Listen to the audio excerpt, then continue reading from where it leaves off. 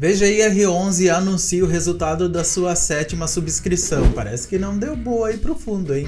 No vídeo de hoje eu vou te contar todos os detalhes desse encerramento e também fazer uma análise do FII para te ajudar a tomar a melhor decisão de investimento, se vale a pena ou não investir aí no VGIR11. Então, bora pro vídeo. Olá, meu nome é Neto Pereira, seja muito bem-vindo, muito bem-vinda ao canal Dinheiro no Bolso com FIIs e já escreva aqui embaixo nos comentários se você é cotista aí do VGIR11 e se você participou aí dessa nova subscrição do fundo. Bom, eu já começo aqui o vídeo mostrando aqui o anúncio do início da subscrição, em que o fundo imobiliário ele ofertava aí as suas novas cotas. O fundo ele queria arrecadar um montante inicial de 300 milhões de reais. Poderia haver, se houvesse muita procura, um montante adicional de 25%, e esse valor poderia chegar a 375 milhões de reais, o valor total aí da captação da 7ª subscrição do fundo. Porém, o fundo imobiliário anunciou o encerramento aí da sua 7ª subscrição e o valor aí da captação foi de 108,9 milhões de reais, bem inferior aí ao montante inicial que o FII queria arrecadar. Até o momento dessa publicação, 2,3 milhões de cotas haviam sido subscritas, e com essas cotas, o FII arrecadou 22 milhões de reais, um pouco mais de 22 milhões de reais. Ainda faltam subscrever 8,9 milhões de cotas, num valor equivalente a 86,6 milhões de reais. Então o valor total aí que o FII conseguiu arrecadar nessa subscrição foi de 108,8 milhões de reais, bem aquém do valor inicial que o FII queria arrecadar. Ou seja, não houve procura aí por essa nova subscrição do VGIR11. Talvez por causa da gestora. A Valor andou fazendo algumas coisas aí que não agradaram muitos cotistas do VGHF11, que é da própria gestora aqui do VGIR11, e isso afastou com certeza muitos cotistas a subscreverem aqui o VGIR11. Outro fato que afastou aí os investidores é que o valor da emissão da cota estava abaixo do valor de mercado. Outro fato que também pode ter afastado os cotistas aí da subscrição é que os fundos imobiliários de tijolos eles estão tendo uma performance muito boa na bolsa de valores e muitos investidores até preferem investir nesses FIIs de tijolos do que nesse momento em FIIs de papel. O fundo também deixou claro que ele reduziu o montante de cotas ofertadas, que era de 31,1 milhões para 11,2 milhões de cotas. E aqui o fundo também deixa claro que aqueles investidores, inclusive os cotistas ou terceiros cessionários que tiverem exercido o direito de preferência e que ao exercer esse direito de preferência aderiram à oferta com a condição de que houvesse a distribuição total aí do montante inicial, esses investidores não vão ter a documentação aceita e a subscrição ela vai ser cancelada automaticamente. Já o cotista que tiver efetivado qualquer pagamento e que estiver em posse aí do fundo, esse valor vai ser devolvido aí para o cotista, porém acrescidos dos rendimentos líquidos auferidos pelos investimentos temporários, calculados proporcionalmente ao período em que os recursos estiveram sob custódia do fundo, a partir da data de liquidação correspondente. Qualquer tributo incidente sobre esses valores será deduzido, se aplicável, dentro de um prazo de 5 dias úteis a partir da data do cancelamento. Então, aqueles cotistas que depositaram seu dinheiro após o encerramento aí da subscrição vão ter o seu valor devolvido. E será que está valendo a pena investir no VGIR11? Bom, no dia que eu estou gravando esse vídeo, o preço da sua cotação está em R$ 9,76, dividend yield 14,24% nos últimos 12 meses, um bom dividend yield. O CP sobre VP está em 1, ou seja, ele está sendo negociado exatamente no seu preço justo. Liquidez média diária de 3,4 milhões por dia, você não vai ter problemas em negociar esse FII. E ele teve uma valorização aí nos últimos 12 meses de 22,9%. Analisando aqui a sua cotação nos últimos 5 anos, a gente vê que após aquela queda brusca lá em 2020, junto com a bolsa inteira, a cotação deste FII só se valorizou aqui ao longo do tempo.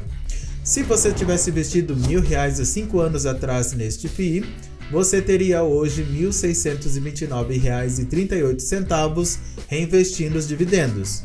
Ele é um fundo da gestora Valora, muitos gostam dessa gestora, outros odeiam essa gestora. De papel do segmento aí de títulos e valores mobiliários, ele cobra uma taxa de administração de 0,20% sobre o patrimônio líquido do fundo, porém ele cobra uma taxa de gestão de 0,80% sobre o patrimônio líquido. Ele tem quase 244 mil cotistas, o seu valor justo R$ 9,74, seu último rendimento 11 centavos por cota e o seu valor patrimonial 1,01 bilhão de reais.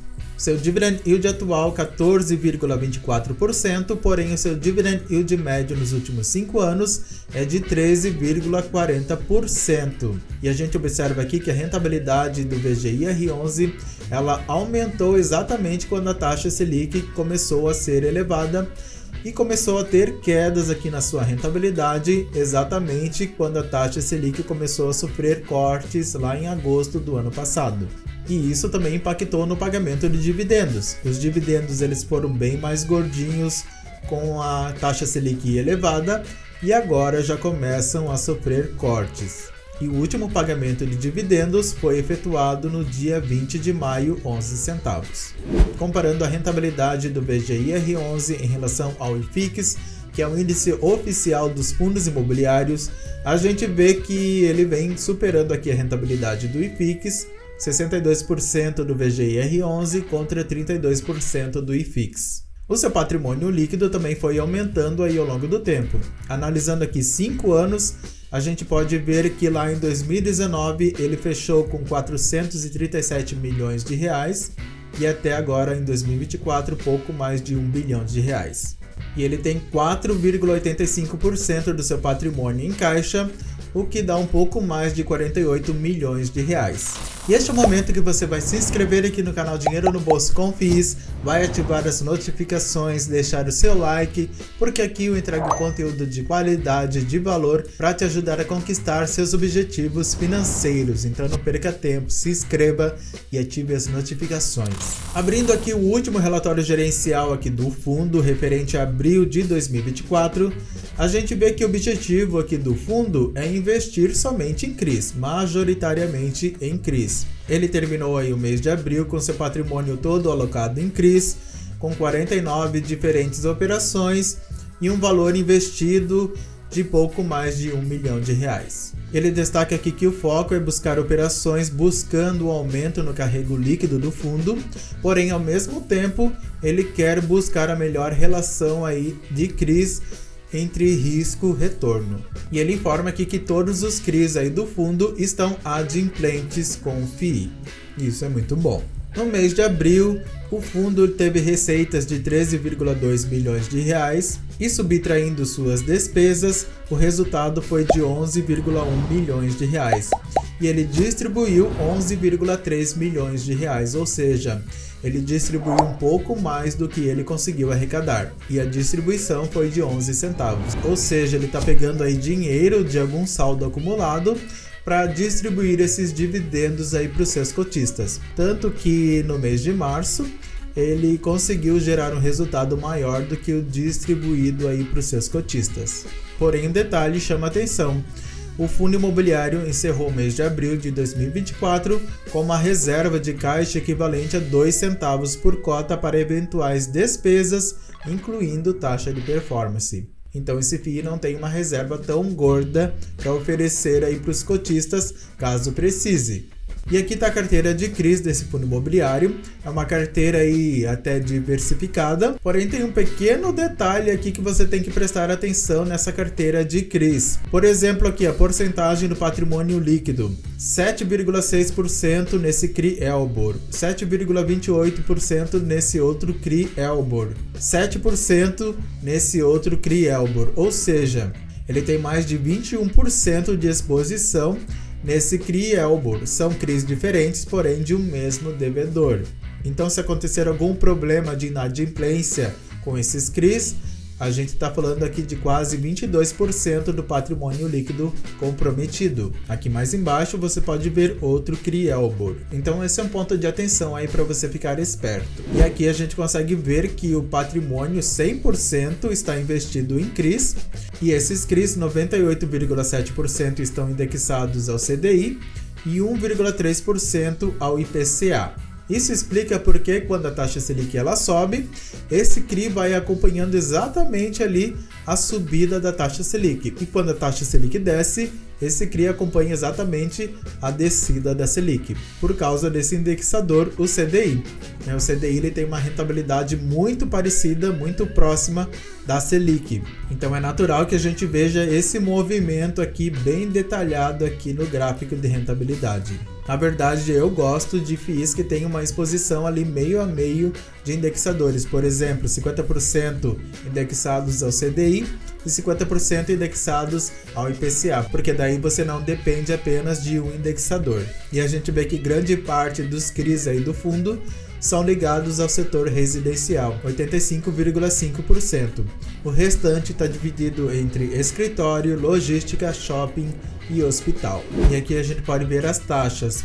O IPCA, que tem aí a menor exposição aí de indexador, tem uma taxa ali do IPCA mais 6,5%. Agora, com relação ao CDI, é o CDI mais 4,5%, ou seja, não é um FII que é tão seguro assim, mas ele também não é tão arriscado assim. Digamos que é um FII middle risk. E aqui você pode ver todos os CRIs que esse FII investe, as suas garantias. Eu vou deixar esse relatório aqui embaixo na descrição do vídeo para você baixar e ler com calma. Então, será que vale a pena continuar investindo no VGIR11? Para você que é investidor novo, para você que vai investir aí pela primeira vez, está pensando em investir pela primeira vez aí no VGIR11, ele é um fundo imobiliário que está performando bem aí na Bolsa de Valores, apesar dessa baixa captação aí da subscrição, ele está performando bem aí na Bolsa de Valores. Agora, um ponto que você tem que prestar atenção é na Valora, que é a gestora desse FII. Eu não estou gostando nada do que ela está fazendo lá no VGHF11, outro fundo imobiliário de papel. Então, se você está pensando em investir aqui nesse fundo imobiliário, eu diria para você investir com atenção, com cautela, para ver se os conflitos de interesses que estão acontecendo lá no VGHF11 também não acontecem aqui com esse FII. De repente pode ter outros FIIs aí de papel mais interessantes aí para você investir do que o VGIR11, como por exemplo o CPTS11. E até outros FIIs aí de outros segmentos, como por exemplo o GARI11, que está se destacando aí na Bolsa de Valores. E para você que já é cotista aí do fundo, você não precisa vender suas cotas aí do VGIR11. Você pode continuar investindo, na minha opinião, você pode continuar investindo aí no VGIR11, mas do mesmo jeito aqui com atenção, vendo as atitudes aí da gestora em relação ao VGIR11, para ver se ela vai ser realmente transparente em relação aos resultados do FII. E você viu que o saldo lá, a reserva acumulada do FII, está acabando, 2 centavos. Então, provavelmente, os dividendos aqui deste FII vão ser mais magrinhos daqui para frente se a taxa Selic continuar sofrendo cortes como ela vem sofrendo. Porém, se a inflação subir novamente e de repente a taxa Selic começar a subir novamente, provavelmente esse FII vai surfar aí muito bem. E se você gostou desse vídeo, deixe seu like, não se esqueça de se inscrever aqui no canal Dinheiro do Bolso com FII, se você ainda não é inscrito, ative as notificações, e se você quiser ter uma consultoria financeira comigo, desde sair das dívidas até os investimentos, eu vou deixar o meu contato aqui embaixo na descrição do vídeo. E eu vou deixar aqui no final esse vídeo sobre a subscrição do KNCR11. Tenha muito sucesso e até o próximo vídeo. Ai, Jesus. E se você